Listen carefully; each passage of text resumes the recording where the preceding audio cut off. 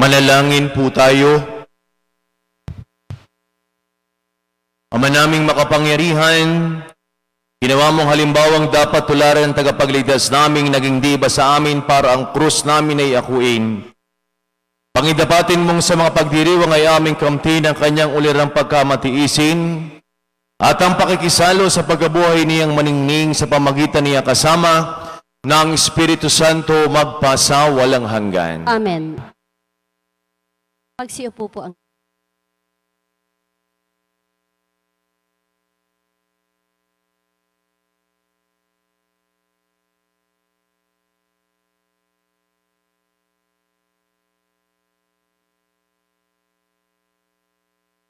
Pagbasa mula sa aklat ni Propeta Isaías. Ang makapangyarihang Panginoon ang nagturo sa akin ng sasabihin ko, para tulungan ang mahihina. Tuwing umagay kanyang binubuksan ang aking pandinig. Nananabik akong malaman kung ano ang ituturo niya sa akin. Binigyan niya ako ng pangunawa. Hindi ako naghimagsik. Hindi tumalikod sa kanya. Hindi ako tumutol nang bugbugin nila ako. Hindi ako kumibo nang ako'y kanilang insultuhin. Pinabayaan ko silang bunutin ang buhok ko't balbas. Gayon din nang lurhan nila ako sa mukha. Ang mga pagdustang ginawa nila ay di ko pinapansin. Pagkat ang makapangyarihang Panginoon ang tumutulong sa akin. Handa akong magtiis na sampaling parang bato, pagkat aking batid na ang sarili ko'y di mapapahiya. Ang salita ng Diyos. salamat sa Diyos.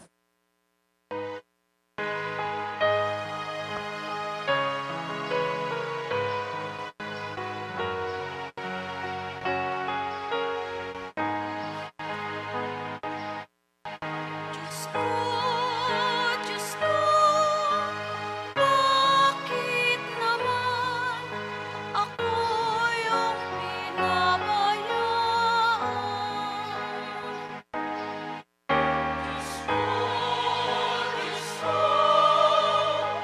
Bakit naman ako yung pinabayaan?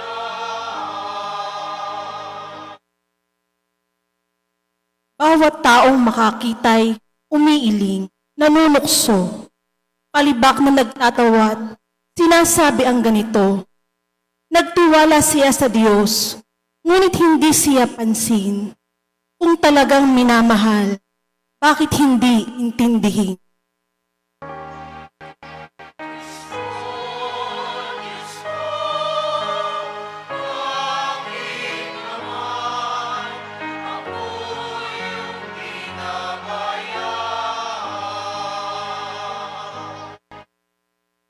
May pangkat na mga buhong na sa aki pumaligid, para akong nasa gitna niyong asong mababangi. Mga kamay ko at paay, butas sa pakong matulis. Ang buto ng katawan ko ay mabibilang sa masid.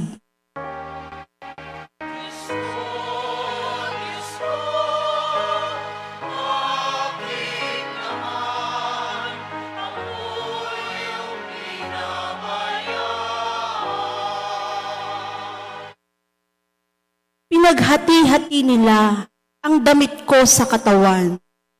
Ang hinubad na tinukay, dinaan sa sapalaran. Huwag mo akong ulilahin, huwag talikdan, Panginoon. O aking tagapagligtas, bilisan mo ang pagtulong.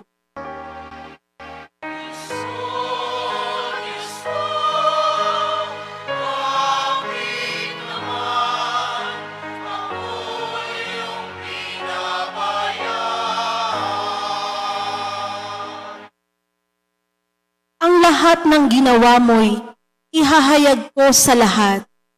Sa gitna ng kapulungay, pupurihin kitang ganap.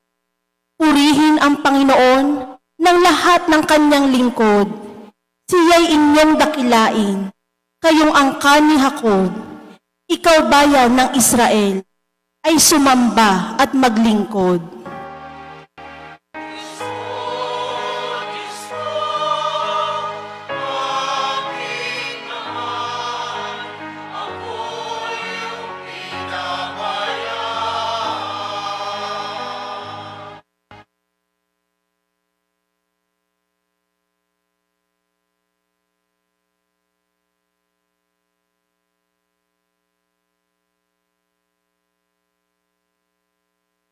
Pagbasa mula sa sulat ni Apostol San Pablo sa mga taga-Filipos. Si Kristo Jesus, bagamat siya ay Diyos, ay hindi na manatiling kapantay ng Diyos. Bagkus, inubad niya ang lahat ng katangian ng pagka-Diyos. Nagkatawang tao at namuhay na isang alipin. Nang maging tao, siya'y nagpakababa at naging masunurin hanggang sa kamatayan. Oo, hanggang sa kamatayan sa krus. Kaya naman, siya'y itinampok ng Diyos at binigyan ng pangalang higit sa lahat ng pangalan. Ano pat ang lahat ng nilalang na nasa langit, nasa lupa, at nasa ilalim ng lupa ay maninikluhod at sasamba sa Kanya. At ipapahayag ng lahat na si Hesukristo ang Panginoon sa ikararangal ng Diyos Ama. Ang salita ng Diyos. Salamat sa Diyos.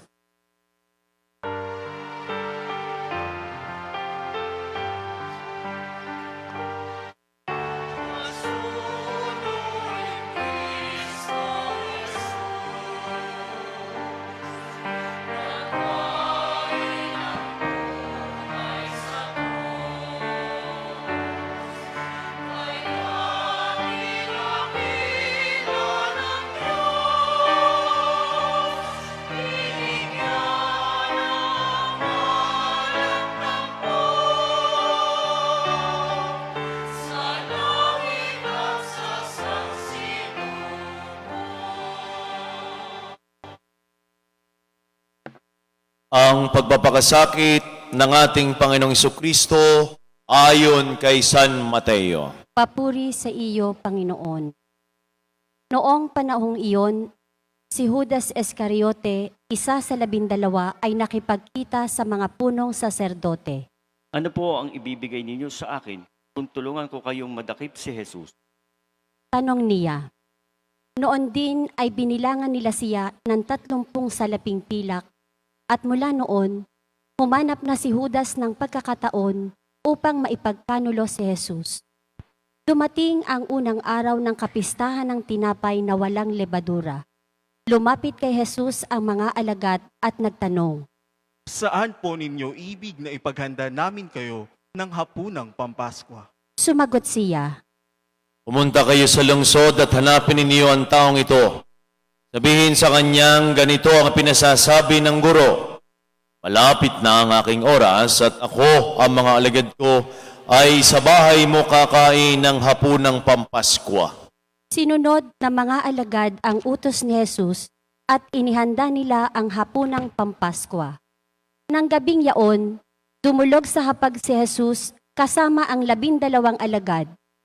Samantalang sila'y kumakain, nangusap si Jesus. Sinasabi ko, isa sa inyo ang magkakanulo sa akin. Nanlumo ang mga alagad at isa't isa'y nagtanong sa kanya. Ako po ba, Panginoon? Sumagot siya, Ang kasabay kong sumausaw sa mangkok ang siyang magkakanulo sa akin. Papanaw ang anak ng tao ayon sa nasusulat, ngunit saba na magkakanulo sa kaniya. Mabuti pang hindi na pinanganak ang tao ngayon. Si Judas na magkakanulo sa kanya ay nagtanong din. Guro, ako po ba? Sumagot si Jesus. Ikaw na ang nagsabi.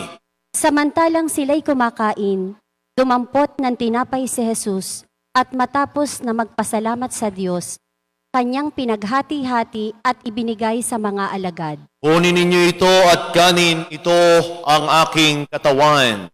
Wika niya, hinawakan niya ang kalis Nagpasalamat sa Diyos at ibinigay sa kanila. Uminom kayong lahat nito. Sabi niya, Sapagat ito ang dugo ng tipan, ng aking dugo na bubos dahil sa marami sa pagpapatawad ng mga kasalanan. Sinasabi ko sa inyo na hindi na ako iinom nitong alak na mula sa ubas hanggang sa araw ng bagong alak ay inumin kung kasalo kayo sa kaharian ng aking Ama. sa pagkaawit ng isang himno, sila'y nagpunta sa bundok ng mga olibo. Sinabi ni Jesus sa kanila, Sa gabing ito ako'y iiwan ninyong lahat gaya ng nasasaad sa kasulatan. Papatayin ko ang pastol at mga ngalat ang mga tupa. Ngunit pagkatapos na ako'y muling mabuhay, mauna ko sa inyo sa Galilea. Sumagot si Pedro, Kahit na po iwan kayo ng lahat, hindi ko kayo iiwan. Tandaan mo, sabi ni Jesus. sa gabi ring ito bago tumilaw ang manok, ay katlo mo akong itatatwa. Ngunit matigas na sinabi ni Pedro, Kahit na ako'y patayin kasama ninyo, hindi ka kayo itatatwa. gayon din ang sinabi ng lahat ng alagad. At isinama sila ni Jesus sa isang lugar na tinatawag na Getsemani. Sinabi niya sa kanyang mga alagad, Dito muna kayo, mananalangin ako sa dako roon. ngunit isinama niya si Pedro at ang dalawang anak ni Zebedeo. At nagsimulang mabagabag at maghirap ang kanyang kalooban. Sinabi niya sa kanila, Ang puso ko ay tigib ng hapis na halos ikamatay ko. Maghintay kayo rito at pakipagpuyat sa akin. pagkalayo ng kaunti, nagpatira pa siya at nanalangin. Ama ko, kung maaari ilayo mo sa akin ang kalis ng paghihirap na ito, gayunman, wag ang kalooban ko kung hindi ang kalooban mo ang mangyayari. Nagbalik siya at dinatna niyang natutulog ang tatlong alagad. Sinabi niya kay Pedro, Talaga bang hindi kayo makapagpuyat na kasama ko kahit isang oras man lamang? Magpuyat kayo at manalangin upang huwag kayong madaig ng tukso. Ang espiritu ay nakahanda, ngunit mahina ang laman. muli siyang tumayo at nanalangin. Ama ko, kung hindi mayalis ang kalis na ito nang hindi ko iinumin, mangyari ang iyong kalooban. Muli siyang nagbalik at dinatna na naman niyang silang tulog, sapagkat sila'y antok na antok. Iniwan niya uli ang tatlong alagad at muli siyang nanalangin at iyon din ang sinabi. Nagbalik na naman siya sa mga alagad at sinabi sa kanila, Natutulog pa ba kayo at nagpapahinga? Dumating na ang oras ng pagkakanalong anak ng tao sa mga makasalanan. Tayo na. Narito na ang magkakanulo sa akin. Nagsalita pa si Jesus nang dumating si Judas, isa sa 12. May kasama siyang maraming tao na may dalang mga tabak at mga pamalo at galing sila sa mga punong saserdote at sa matatanda ng bayan. Bago pa sila dumating doon, ibinigay na ng taksil ang ganitong hudyat. Ang hagkan ko ay siya nating pakay. Dakpin ninyo agad.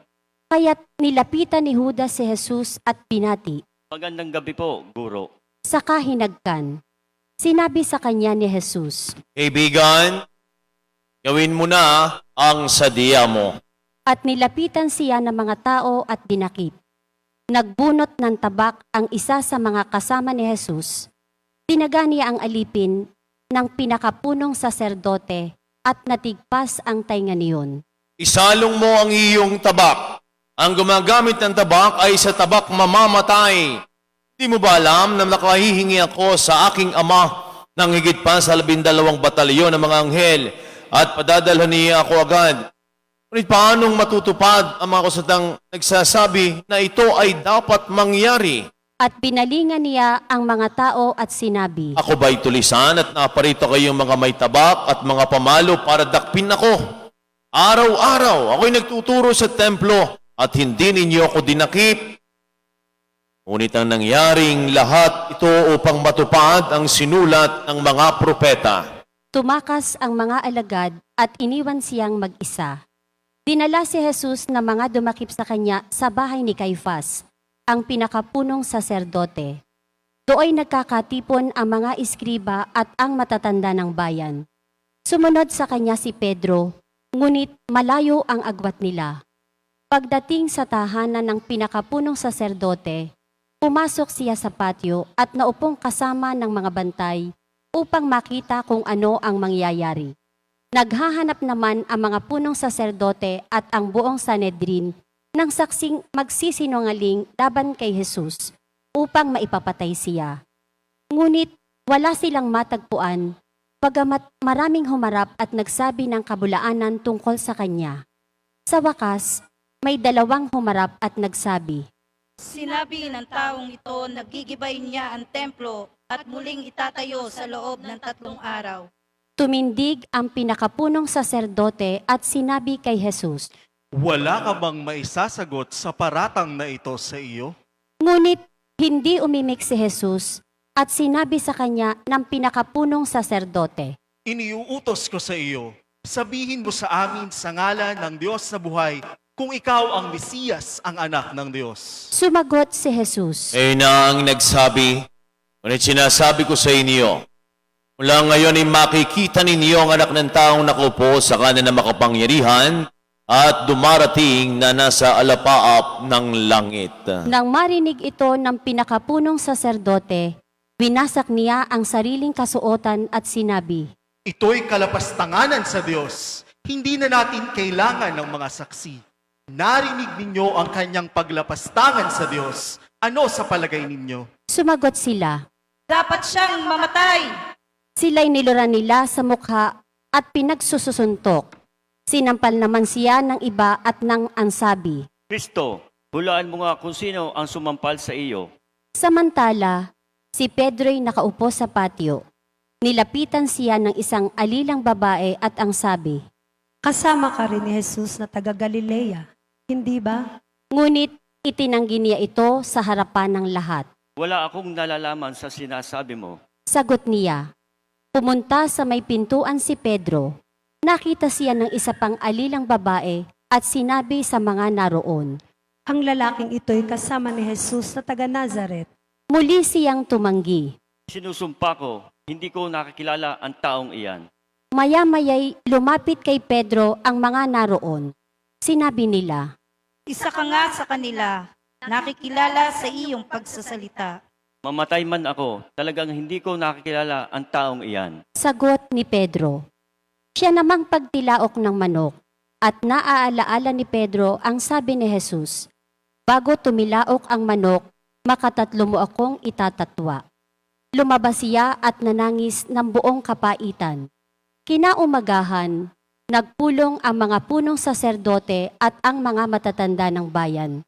Kung paano maipapapatay si Jesus, iginapos nila siya at dinala kay Gobernador Pilato. Nang makita ni Judas na si Jesus ay hinatulang mamatay, nagsisi siya at isinauli sa mga punong saserdote at sa matatanda ng bayan ang 30 salaping pilak. Sinabi niya, Nagkasala ako. Pinagkanulo ko ang taong walang sala. Ano ang pakialam namin? Bahala ka. sagot nila. Inihagis ni Judas ang mga salaping pilak sa loob ng templo, saka siya umalis at nagbigti. Pinulot ng mga punong saserdote ang mga salaping pilak. Sinabi nila, Labag sa kautusan na ilagay ang salaping ito sa kabangyaman ng templo. Ito'y kabayaran sa buhay ng isang tao. nagkaisa sila na ang salapi ay ibayad sa bukit ng magpapalayok upang gawing libingan ng mga dayuhan. Kaya ang bukid na iyon ay tinawag na bukid ng dugo hanggang sa panahong ito. Sa ganitong paraan, natupad ang sinabi ni Propeta Jeremias. Kinuha nila ang 30 salaping pilak, ang inihalaga sa kanya ng mga Israelita at ibinayad sa bukid ng magpapalayok, ayon sa iniutos sa akin ng Panginoon. Iniharap si Jesus sa gobernador. Ikaw ba ang hari ng mga Hudyo? Tanong sa kanya ng gobernador. Sumagot si Jesus. Ay na ang nagsasabi, Ngunit nang paratangan siya ng mga punong saserdote at ng matatanda ng bayan, hindi na siya sumagot, kaya't sinabi sa kanya ni Pilato. Hindi mo ba naririnig ang mga ipinararatang nila sa iyo? Ngunit hindi sumagot si Jesus gaputok-man, kaya nagtaka ang gobernador. Tuwing pista ng Paskwa, Kinaugalian na ng gobernador ang magpalaya ng isang bilanggo, sino mang mahiling ng taong bayan. Noon ay may isang kilalang bilanggo na nagngangalang Barabas. Kaya't nang magkatipon ang mga tao, tinanong nila si Pilato. Sino ang ibig ninyong palayain ko? Si Barabas o si Jesus na tinatawag na Kristo? Alam ni Pilato na inggit ang nag-udyok sa kanila na dalhin sa kanya si Jesus. Hindi lamang iyan, samantalang siya'y nakuluklok sa hukuman, nagpasabi sa kanya ang kanyang asawa. Huwag kang makialam sa taong iyan na walang kasalanan, sapagkat kagabi pinahirapan ako ng aking panaginip tungkol sa kanya. Ang mga tao na may sinulsulan ng mga punong saserdote at ng matatanda ng bayan, na hilingin kay Pilato na si Barabas ang palayain at si Jesus ay ipapatay. Muli silang tinanong ng gobernador. Sino sa dalawa ang ibig ninyong palayain ko? Si Barabas po. Sagot nila. Sinabi sa kanila ni Pilato. Kung gayon, ano ang gagawin ko kay Jesus na tinatawag na Kristo? Sumagot ang lahat. Ipako sa krus. Bakit? Anong masama ang ginawa niya? Tanong ni Pilato. Ngunit lalo pa nilang isinigaw. Ipako sa krus. Nang makita ni Pilato na wala siyang magagawa at malamang pang magkagulo ang mga tao, nagpakuha siya ng tubig at naghugas ng kamay sa harapan ng mga tao. Wala akong pananagutan sa kamatayan ng taong ito. Bahala kayo. Sabi ni Pilato. Sumagot ang mga tao. Pinananagutan namin at ng aming mga anak ang pagkamatay niya. At pinalaya niya si Barabas, ngunit ipinahagupit si Jesus at ibinigay sa kanila upang ipako sa krus.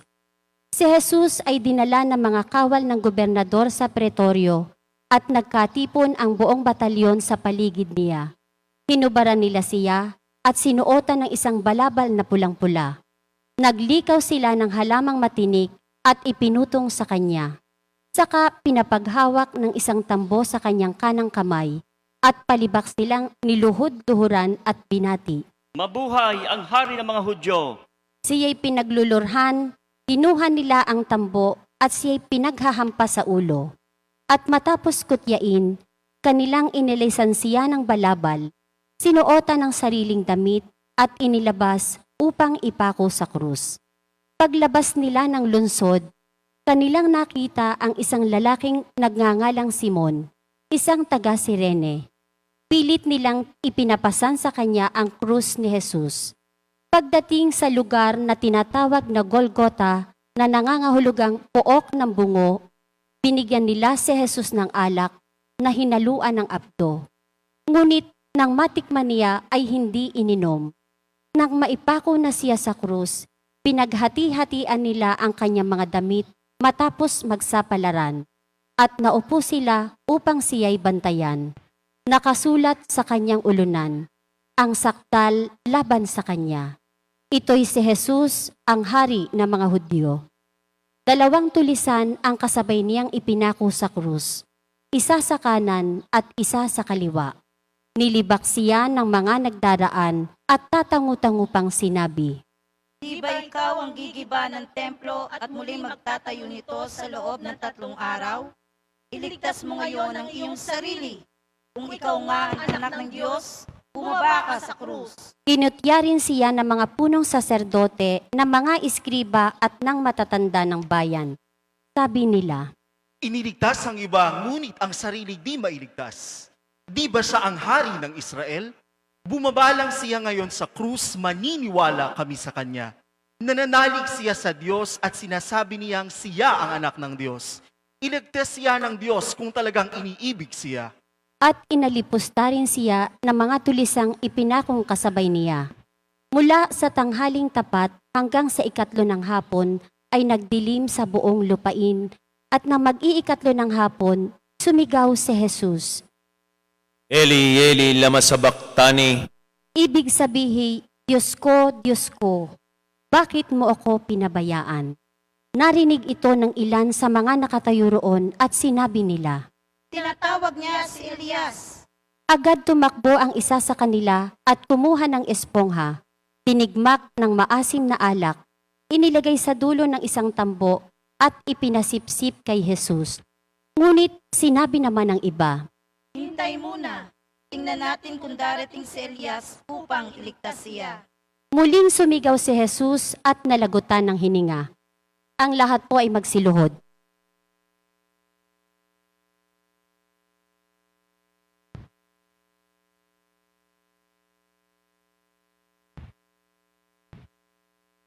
Ang lahat po ay magsitayo.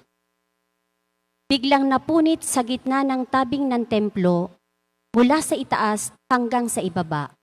Nayanig ang lupa, nagbitak ang mga bato, nabuksan ang mga libingan, at nabuhay ang maraming banal na namatay na.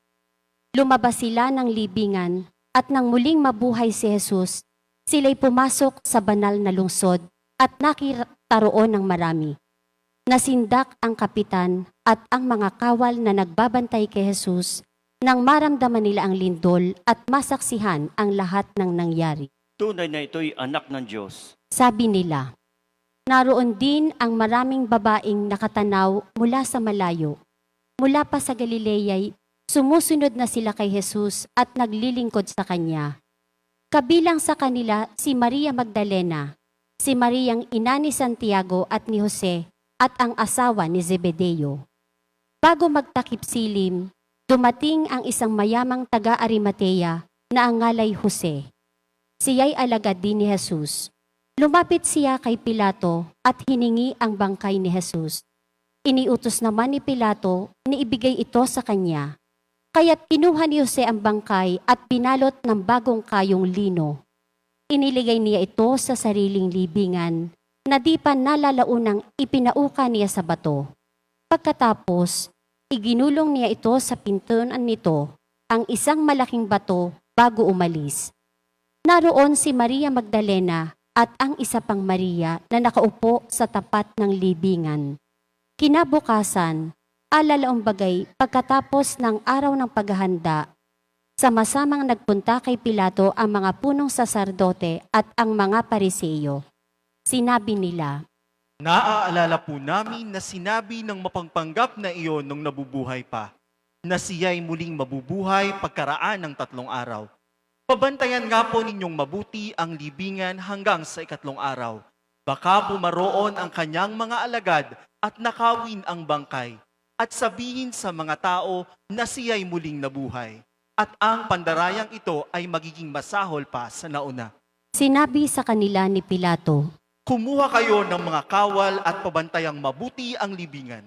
kaya't pumaroon sila at nilagyan ng tatak ang bato at pinabantayan ang libingan upang matiyak nilang di ito pakikialaman ni numan. Ang minamahal kong mga kapatid, ang mabuting balita ng ating Panginoon. Pinupuri ka namin, Panginoong Heso Kristo. Gandang umaga po sa ating lahat. Hindi lamang po ito linggo ng palaspas. Tawag po dito'y linggo ng palaspas ng pagpapakasakit ng ating Panginoong Hesukristo. Sapagkat walang silbi ang palaspas kung wala ang pagpapakasakit ng ating Panginoong Hesukristo.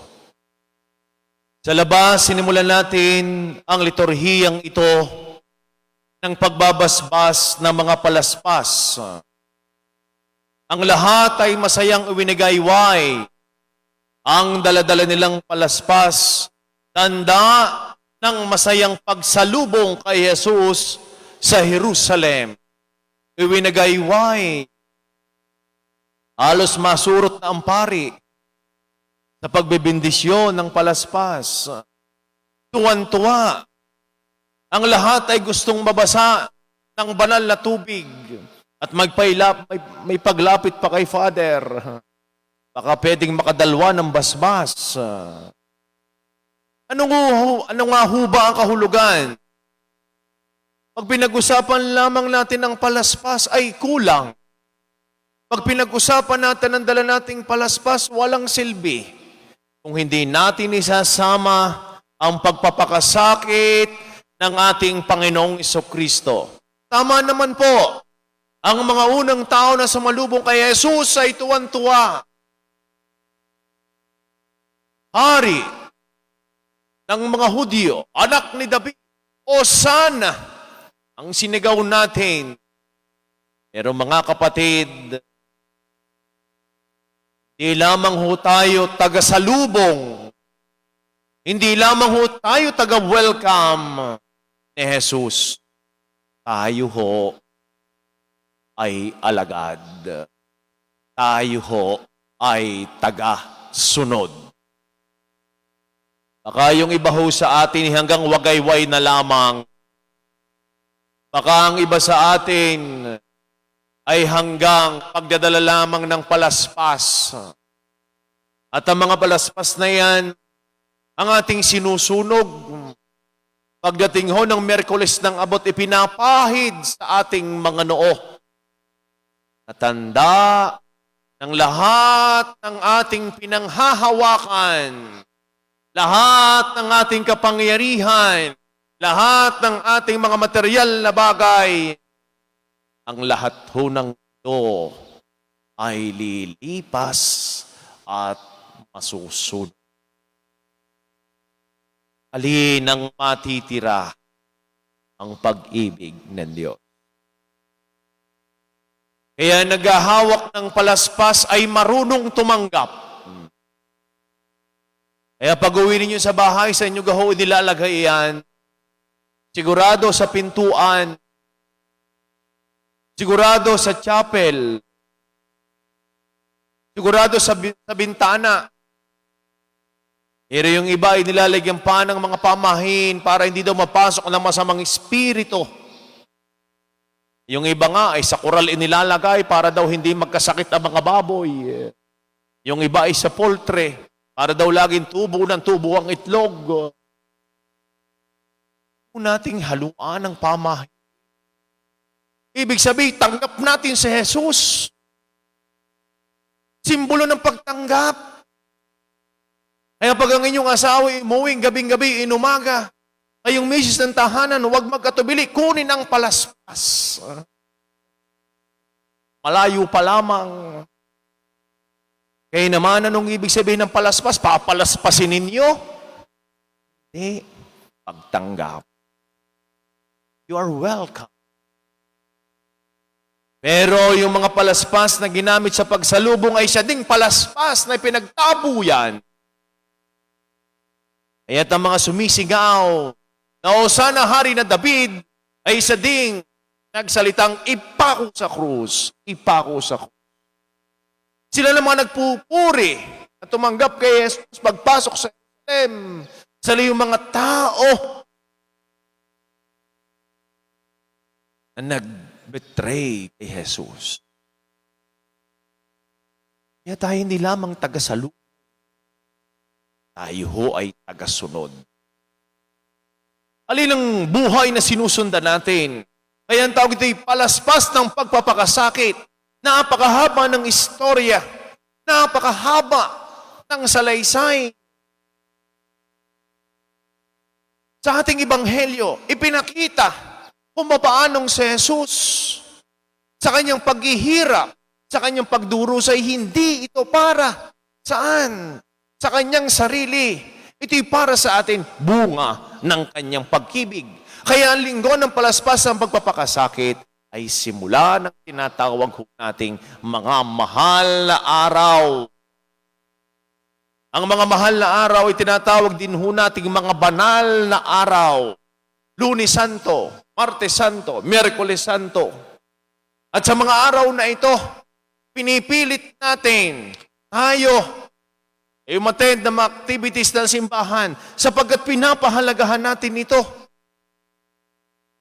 Malaga matandaan ho natin, hindi natatapos sa pagpapakasakit ang nangyari kay Jesus.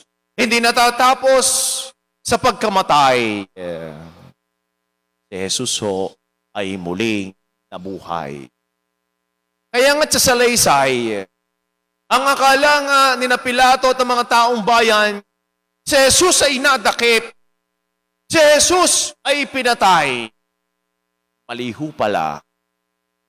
Tayo ho pala ang hinuli, sina Pilato ang hinuli, ang mga tao ang dinakip. Anong dinakip sa kanila? Ano ang hinuli sa kanila? Ang kanilang mga puso. Kaya ngayon ng panahon ng mga mahal na araw, hinuhuli ang ating puso ni Jesus. Kaya nga ho, atin hong mga activities sa bahay, hindi lang naman ho dito, tayo yung mga nasama sa posisyon, the way of the cross, pagpapalalim ng ating pananampalataya. At sa Biyernes Santo, mahabang prosesyon, sasama ika. Kaya iuunahin natin ang Santo Entierro, patay na Kristo, sapagkat ito'y pagpapaalala sa atin na ang sinusundan ho nating buhay ay si Jesus. It's all about discipleship. Kaya linggo ng pagpapakasakit, linggo ng palaspas, ay linggo ng pagsunod kay Jesus. Hindi lamang ho tayo tagasalubong, tayo din ay tagasunod ni Jesus. Sumasampalataya. Sa Diyos amang makapangyarihan sa lahat na may gawa ng langit at lupa. Sumasampalataya ako kay Hesus Kristo, iisang anak ng Diyos, Panginoon nating lahat. Nagkatawan tao siya lalang ng Espiritu Santo. Ipinanganak ni Santa Mariang Birhen. Pinagpakasakit ni Poncio Pilato. Ipinako sa krus na matay inilibing. Nanaog sa kinaroroonan ng mga yumao. Nang may ikatlong araw na buhay na maguli. Umakyat sa langit. Naluluklok sa kanan ng Diyos amang makapangyarihan sa lahat. Doon magmumulang paririto at huhukom sa nangabubuhay at nangamatay na tao.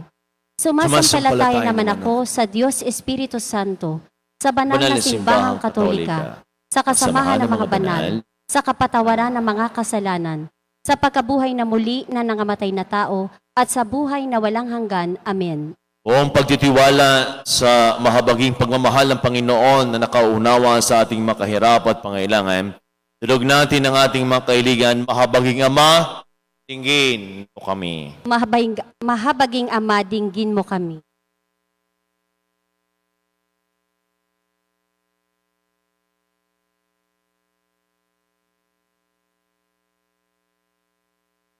Nawa, tulad ng nagsitanggap sa Kanya sa Jerusalem, maging bukas lagi ang mga puso ng lahat ng nananampalataya sa pagtanggap kay Jesus. Manalangin tayo. Mahabaging Ama, dinggin mo kami. Nawa ang Santo Papa, ating obispo, at ating mga pari ay magpatuloy sa paggabay sa atin na maging tapat kay Jesus sa pamamagitan ng kabanalan ng kanilang buhay. Manalangin tayo. Mahabaging Ama, dinggin mo kami. Nawa ang paghatol ng lahat ng hukom sa ating bayan ay maging walang pagkiling o katiwalian. Manalangin tayo. Mahabaging Ama, dinggin mo kami. Nawa ang mga biktimang pinagkaita ng katarungan ay magpatuloy sa paghahanap ng katarungan ng may tibay ng loob at magtamo ng nauukol sa kanila. Manalangin tayo. Mahabaging Ama, dinggin mo kami. Nawa maunawaan natin ang mga hirap at sakit ni Jesus ay dahil sa sarili nating pagkakasala at kawalan ng pagsisisi. Manalangin tayo. Mahabaging Ama, dinggin mo kami. Tahimik nating idalangin ang pansarili nating mga kahilingan. Manalangin tayo. Mahabaging Ama, dinggin mo kami. O Diyos na aming Ama, dinggin po ninyo ang aming mga pagsusumamo sa pamagitan ni Jesucristo kasama ng Espiritu Santo, magpasawalang hanggan. Amen.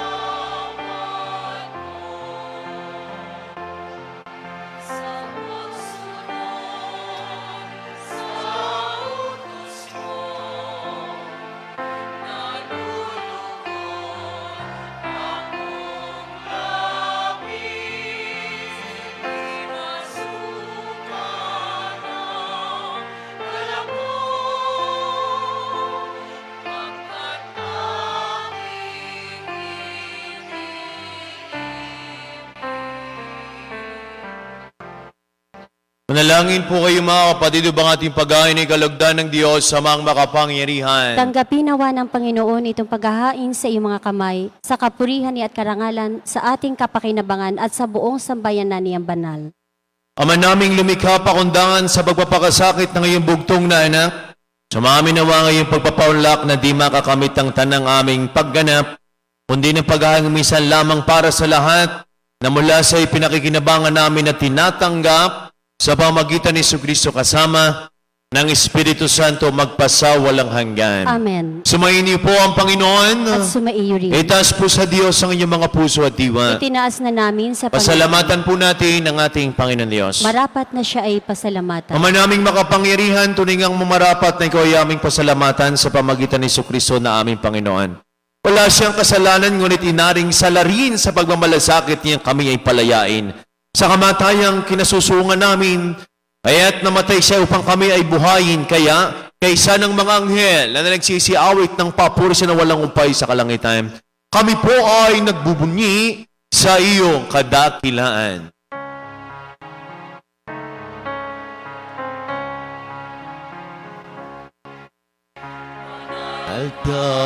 Altapuong may kapal, alang iyong pangalan.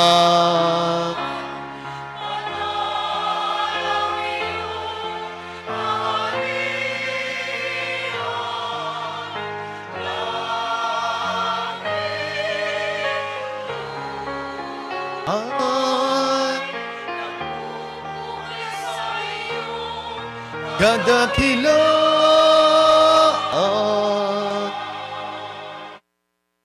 inadakila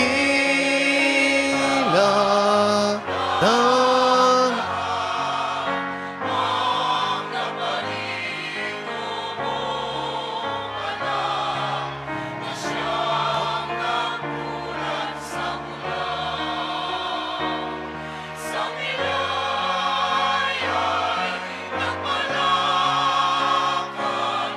at nakiramay sa lahat. Ama naming banal, ikaw po bukal ng tanang kabanalan, kaya't sa pamagitan ng iyong Espiritu, kaya't pong banal ang mga kaloob na ito upang para sa amin ay maging katawan at tugon ng aming Panginoong Jesucristo. Bago niya pinagtiis ang kusang loob na maging handog, ginawa kanyang tinapay, pinasalamatan kaniya. Pinagati-hati niya, niabot sa kanyang mga alagad at sinabi, tanggapin ninyong lahat ito at kanin, ito ang aking katawan ay hahandog para sa inyo.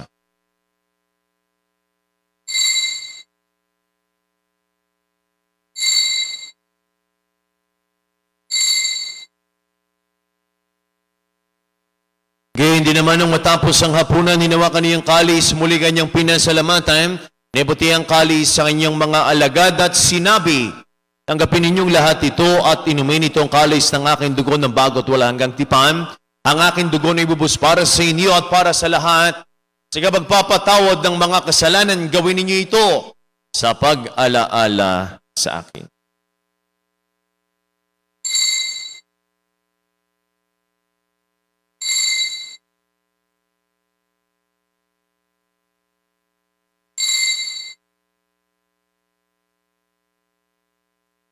Ang misteryo ng ating pananampalataya. Si Kristo'y namatay, si Kristo'y nabuhay, si Kristo'y babalik sa wakas ng panahon. Ama, ginagawa po namin ngayon ang pag-alaala sa pagkamatay at muling pagkabuhay ng iyong anak. Kaya tinialay po namin sa iyo ang tinapay na nagbibigay buhay at ang kalis na nagkakaloob ng kaligtasan. Kami po ay nagpapasalamat dahil kami minarapat at tumayo sa harap po para maglingkod sa iyo. Sinasamo namin kami magkakasalo-salo sa katawan at tugon ni Kristo mabuklod sa pagkakaisa sa pamagitan ng Espiritu Santo. Ama, lingapin mo yung simbahang laganap sa buong daigdig, puspusin mo kami sa iyong pag-ibig, ay sa ni Francisco naming Santo Papa at ni Gilbert naming Arsobispo at ang lahat ng mga kaparian, alalahanin mo rin po ang mga kapatid naming nahimlay na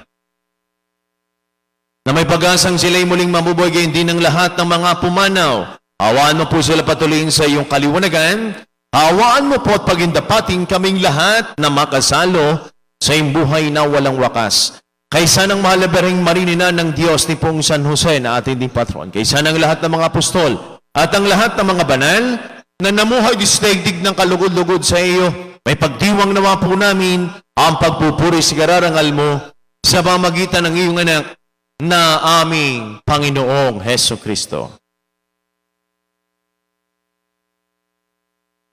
Sa pamamagitan ni Kristo kasama niya at sa Kaniya, ang lahat ng parangal papuri sa Diyos sa makapangyarihan, kasama ng Espiritu Santo, magpasawalang hanggan.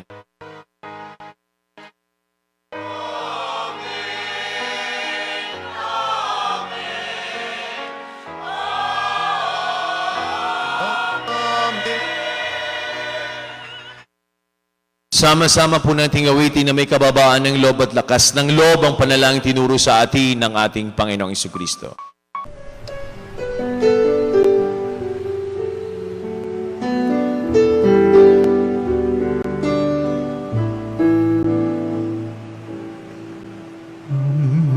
Namin sumasalang ka, sambahin ang ngalan mo, mapasamin ang kaharian mo, sundin ang loob mo dito sa lupa para ng sa langit. Bigyan mo po kami ngayon ng aming kakanin sa araw-araw at patawarin mo kami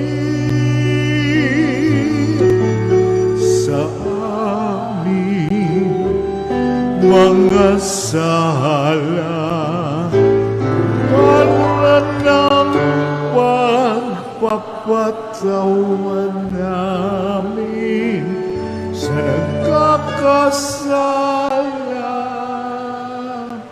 sa amin, at huwag mo kaming ibang dulot sa tukso, at yadya mo kami sa lahat ng masama. Inihiling po namin kami adya sa lahat ng masama, pagkalooban po ng kapayapaan araw-araw, iligtas sa kasalat nilayo sa lahat ng kapahamakan, samantalang aming pinananabikan ng dakilang araw ng pagpapahayag ng tagapagligtas naming si Heso Kristo. Sapagkat iyo ang kaharian at ang kapangyarihan at ang kapurihan magpakailanman. Amen. Panginoong Jesucristo, sinabi mo sa iyong mga apostol, kapayapaan ang iniiwan ko sa inyo, ang aking kapayapaan ang ibinibigay ko sa inyo. Tungayin mo ang aming pananampalataya at huwag aming mga pagkakasala. Pagkaloob po kami ng kapayapaan at pagkakaisa ayon sa iyong kalooban, asama ng Espiritu Santo magpasawalang hanggan. Amen. Ang kapayapaan po ng Panginoon lagi nang sumainyo. At sumaiyo rin. Ibigayin po kayo ng kapayapaan sa bawat isa. Peace be with you po.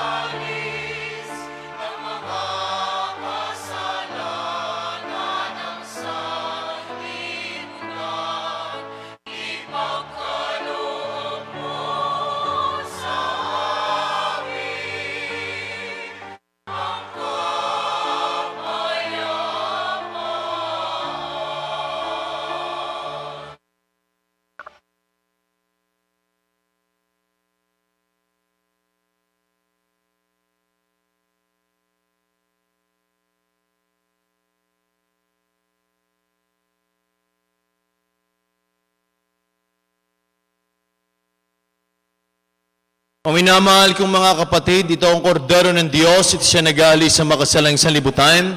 Palad po tayong lahat ng mga inanin sa kaniyang banal na pigi. Panginoon, hindi ako karapat-dapat na magpatuloy sa iyo, ngunit sa isang salita mo lamang ay gagaling na ako. Ang katawan ni Kristo. Amen.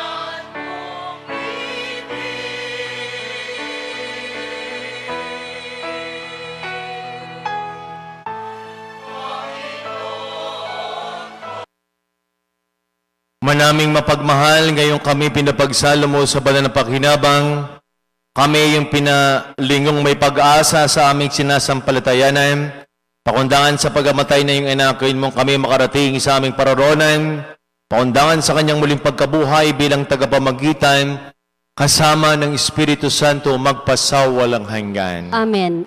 Sumayin niyo po ang Panginoon. At sumaiyo rin. Magpalain po kayong lahat, ingatan, gabayan, subaybayan ng ating mapagmahal na Diyos. Sa ngalan ng Ama, ng Anak at ng Espiritu Santo. Amen. Ang misa'y na ialay na, taglayin po ninyo ang pag-ibig ng Diyos. Salamat sa Diyos.